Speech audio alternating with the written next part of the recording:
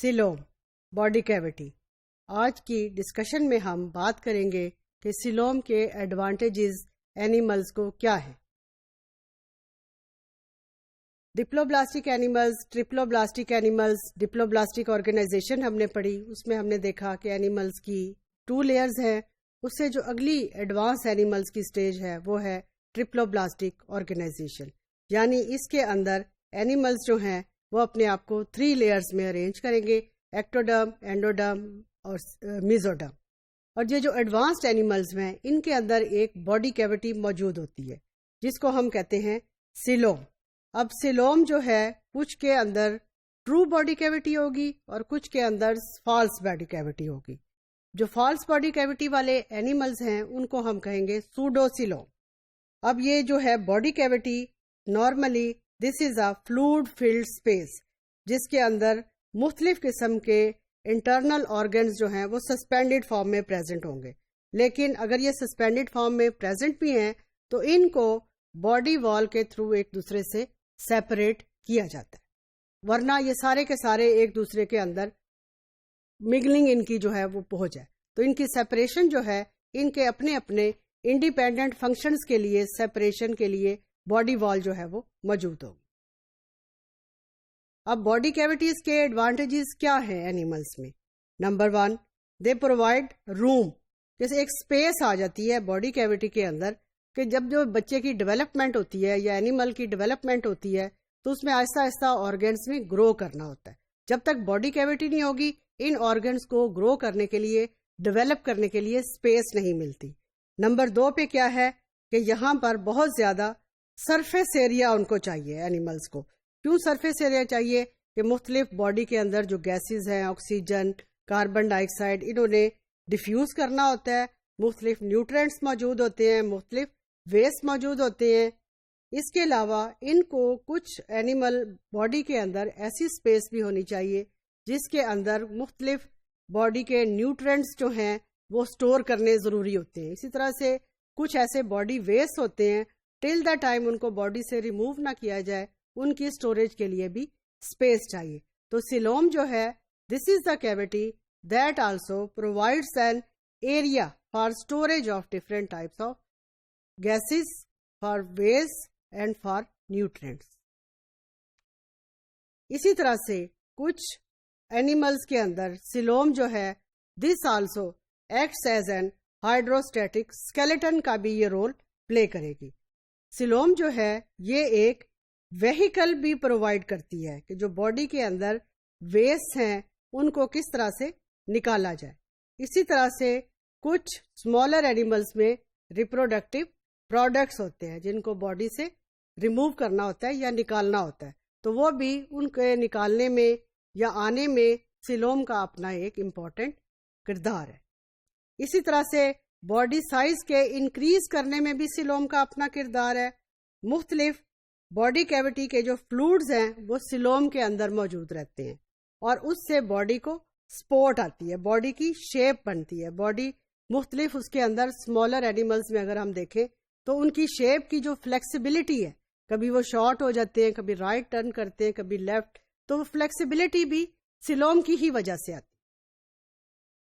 اسی طرح سے جو اسکیلیٹن ہے، کچھ تو ہائر اینیملز ہیں ان کے اندر ایکسو اسکیلیٹن ہے، اینڈو اسکیلیٹن ہے، لیکن وہ اینیملز جو کہ واٹر میں رہتے ہیں ان کے اندر جو اسکیلیٹن ہے اس کو ہم کہتے ہیں ہائیڈروسٹیٹک اسکیلیٹن.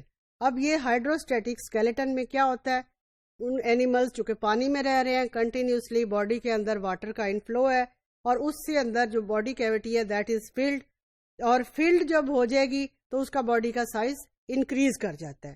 اسی طرح سے یہ کبھی جب باڈی بہت زیادہ اینیملز واٹر آ جاتا ہے تو پھر واٹر بہت زیادہ ہوگا تو وہ اینیمل سکویز کرتا ہے، سکویز کر کے اپنا پانی ایکسٹرا جو ہے وہ باہر نکالتا ہے. تو اس کی باڈی کی شیپ، باڈی کی موومنٹ، اس سب میں سیلوم کا امپورٹنٹ کردار ہے. اسی طرح سے جو باڈی کے دونوں اینڈز جو ہیں وہ کمپریس جب کرتے ہیں، جیسے بیلون ہے، بیلون دیکھیں جب کمپریس کرتا ہے تو اس کی شیپ ڈفرینٹ ہو جاتی ہے، جب اس کے اندر گیسز آ جاتی ہیں اس کی شیپ ڈفرینٹ ہو جاتی ہے. Same is the case with the animals when they are filled with water and their coelom is filled with water and when their coelom is empty.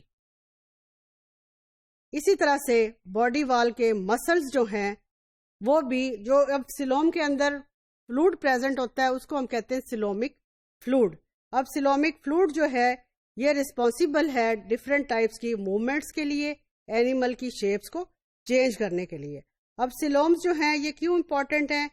کیونکہ اس سے باڈی کے مختلف حصے سیپریٹ ہوتے ہیں, باڈی کے اندر مختلف قسم کی کمپارٹمنٹس بنتے ہیں, اور وہ کمپارٹمنٹس جو ہیں ان کا اپنا اپنا پھر ایک رول ہوتا ہے.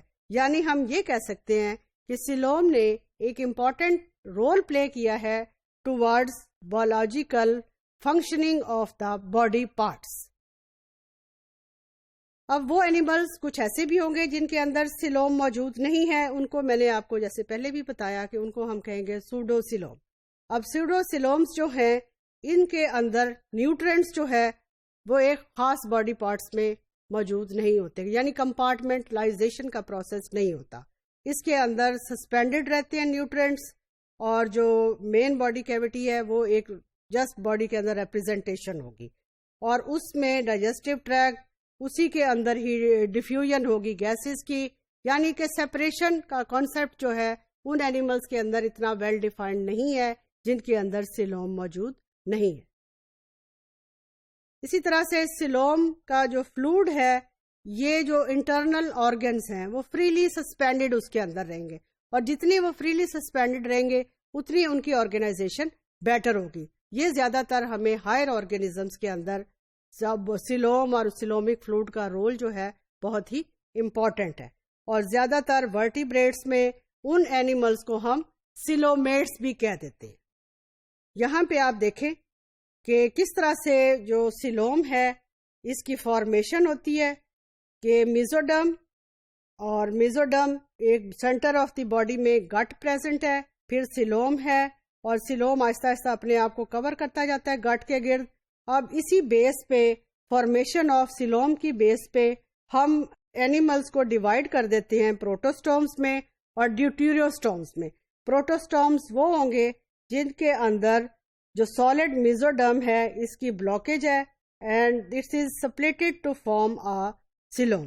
اور یہ ڈیوٹیریوسٹومز جو ہیں اس میں میزوڈرم کے پاکٹس جو ہیں وہ دے آر گٹ کے سراؤنڈ ایک پاؤچز کی شکل میں موجود ہیں, اور ان دونوں کے بعد جو ہے وہ سیلوم کی فارمیشن ہوگی. تو پروٹوسٹومز اور ڈیوٹیریوسٹومز یہ ایک بیسس ہے ڈفرینٹ اینیملز میں کی ڈسٹنکشن کی, جس کو ہم ڈیوائڈ کرتے ہیں on the basis of formation of سیلوم.